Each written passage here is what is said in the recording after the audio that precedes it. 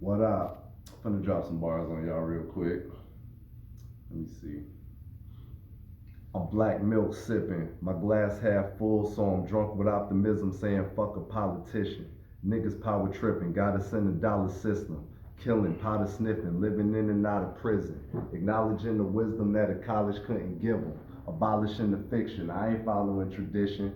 Wise known to lie, don't rely on what is written. Third eye open wide, I die for my conviction. And as for all the niggas that's denying my prediction, I'm asking y'all to witness me apply it to my vision. And after y'all can get to see the side that got hidden, then after all, you can realize we not living. Represent the history disguised as non-fiction, but yet it's still a mystery behind the cognition. Now you trying to figure why your mind gone missing. Swallow that pill, bet the high gon' kick in. Yeah, Miskeen. you know.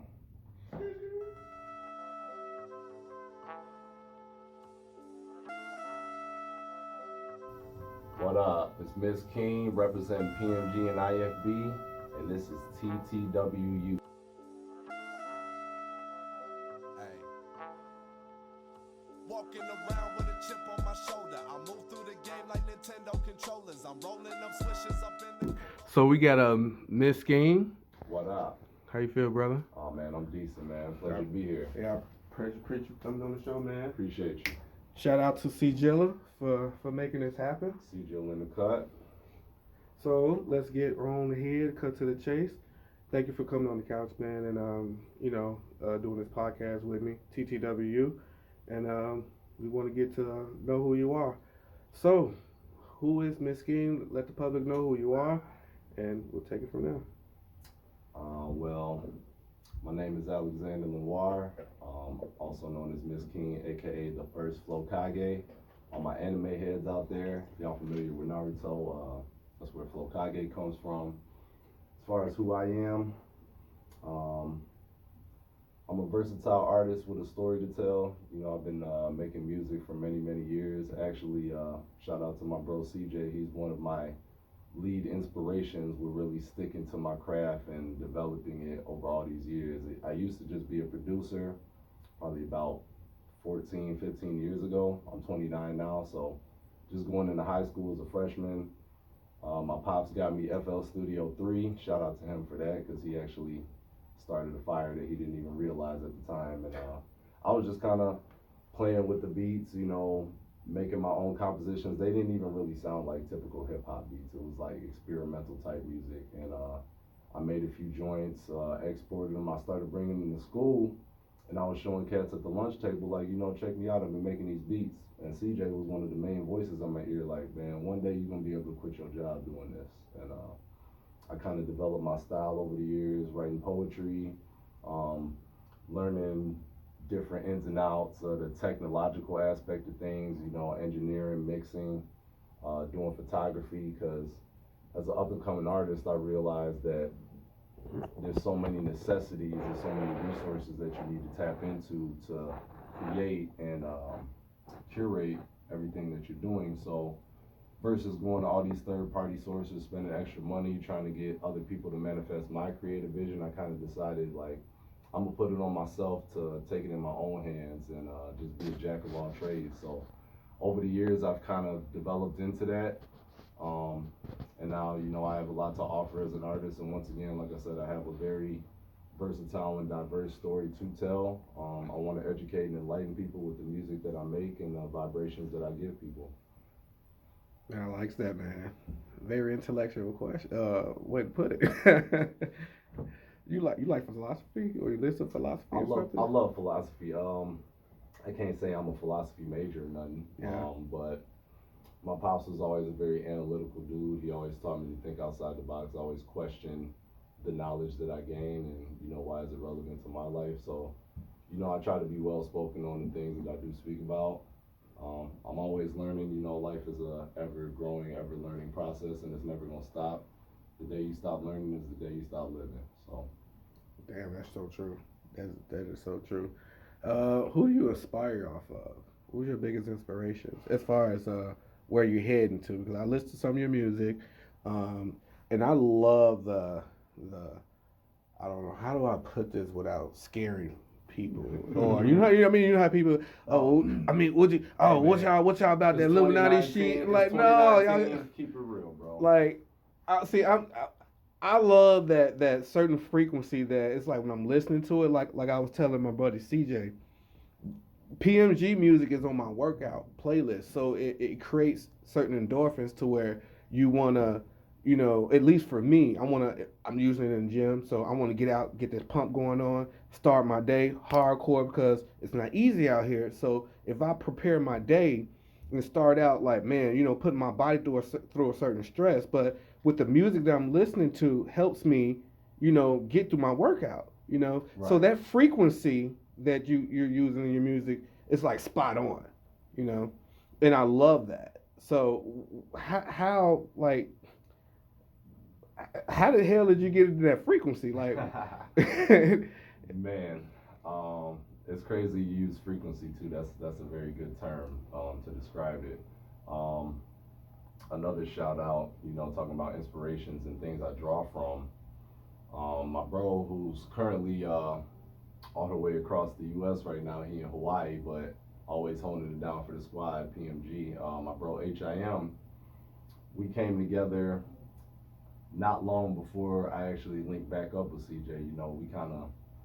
We was together in high school. He kind of drifted off, went his own way for a few years, and we reconnected when I had connected with HIM. And at that time, we formed a group called IFB, which he founded, and it established a lot of principles about going beneath the surface, not just with music, but, your understanding of life and what's going on around you. And, you alluded to Illuminati and symbology and things like that. And we're very heavy into all of those things as far as I am too. Our understanding of what's going on behind the scenes. Yep. That's all what's about. I don't hold all the keys to all the secret knowledge, but at the same time, like I am always being inquisitive, and I'm always trying to dig deeper and search, not even externally but internally as well, because I know I was given something great that just as a human being I'm not able to fully comprehend. So one of my greatest inspirations in delivering these kind of messages and frequencies is HIM, who really inspired me to look at things a different way as an artist as well. My entire family, from blood relation to these guys I do music with, I consider them my brothers, just as my brother that's my actual kin. The G in PMG means the most to me in the acronym because it represents family, it represents brotherhood and loyalty, and for me that's like the foundation of my artistry. I do this for my past, my parents and their parents, the people who hustled and struggled to see me get to where I'm at today. I'm Ashley, and you're watching TTWU. My present, the people that's right next to me doing this with me every day, and my future. I have 3 kids. Shout out to them. I love them with all my heart, and I want to leave them a legacy with what it is that I'm doing, and also leave them an example of what they can do with their time, what they can do with their talents themselves. While it may not necessarily be music, still I want to provide that visual representation, like you can do whatever you put your mind to, and you can unlock things within yourself that you may not even know.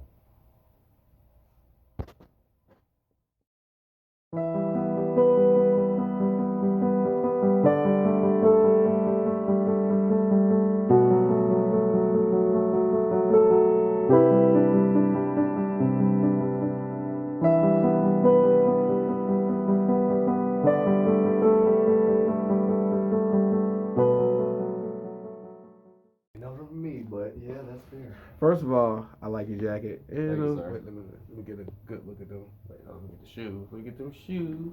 Shoe cam. The jacket, the shoes, the clothes, it all represents something. What does it represent besides your name, which we definitely will get into? What does the whole makeup represent? What do you want to, if somebody was to see you on the streets, what would you want them to say about Miskeen? I think outside the box, and I could be more basic about it, because the culture these days, people tend to gravitate towards shock value and darker culture, death culture, things like I'm really into the black outfits and more I don't know if it's the right word per se, but sinister or like I said, just darker vibes with stuff like that. So but at the same time, I'm a really loud, colorful person. If I had to categorize my sense of style, you could probably relate it to like the Fresh Prince. And I kind of blame my pops for that in the sense he was always like a low key, high key type of person when it comes to fashion. Coogee sweaters, Versace jackets, this, that, and the other. So I kind of have high taste in fashion sometimes, and while it really doesn't, as you should, but at the same time, if you really strip all those layers away, I like to look good, because when I look good, I feel good. But at the same time, I realize that all this is really just a mechanism of impressing somebody else. And but at the same time, my self-worth I value more than anything. Regardless if I get any approval for anybody else or not, I'm comfortable dressing. I always have been. I've been comfortable dressing this way for years, and what is self-expression? And I don't feel like there's nothing wrong with self-expression, because even though what might seem dark to one person, because the way I look at it depends on how deep in the culture you are of where you came from. For example, religion. So if you're so deep in religion, one might look at your expression, how you're expressing yourself, as, oh, that looks demonic, or that looks negative, or he looked like he about to rob somebody. But in what we understand, because me being an 80s baby, I'm universal. So, absolutely. Or indigo, as they would, achieve today. But it's more of a self-expression. The more you are closer to death, the more you are closer to life. You see, that's how I look at it. But one might not look at it that way because of the lack of information that they vibrate at, if that makes sense. Oh, it makes perfect sense. I'm all about that. You hit it right. See, because it's levels of vibration. Do you agree? Absolutely. So Absolutely. The higher your vibration, when one look at you, they're gonna vibrate and resonate with that. I mean, I had a gentleman, what is his name? Excuse me about that. Kennedy, Mr. NP15. Look, I'm gonna edit this at the bottom of the screen. You'll see at the bottom of the screen. Look at the bottom of the screen. But he had you and him kind of got the same kind of swag and vibration. I'm like, I resonate with that because I sometimes I wear all black. You know what I mean? And I love the all black. But I feel so alive wearing the black because, man, I'm expressing myself. Not only that, I'm alive right now. You know what I mean? So I dig it. I dig it. Well, let's get to your name though, right? Okay. Could you let us know what Miskeen stand for? All right. Well, it's definitely an entendre of sorts, double, triple, even quadruple. The actual word Miskeen is actually of Arabic origin, and loosely translated in Arabic, it would translate to, the literal word would be poor, but I guess going a step further, it's more like, kind of like humble, to the point where I'm a stepping stone that can be expanded from. So maybe somebody could harness something from me to gain something greater, I guess is a good way for me to explain it. But building on that, more so just like an ever-growing thing, something that's never finite. It's always infinite. It can always be built upon. So that's really what I drew towards. The meaning I drew from the literal meaning of it, as in Arabic. But in continuation to that, I'm sure you're aware of many years ago, I think in the early 2000s, maybe even before that, I'd have to do my research, but Jay-Z started a clothing line called Miskeen, with the palm print, that's a hand one. You probably see, nowadays you probably find it like the El Jamal. It's like in that Sean John.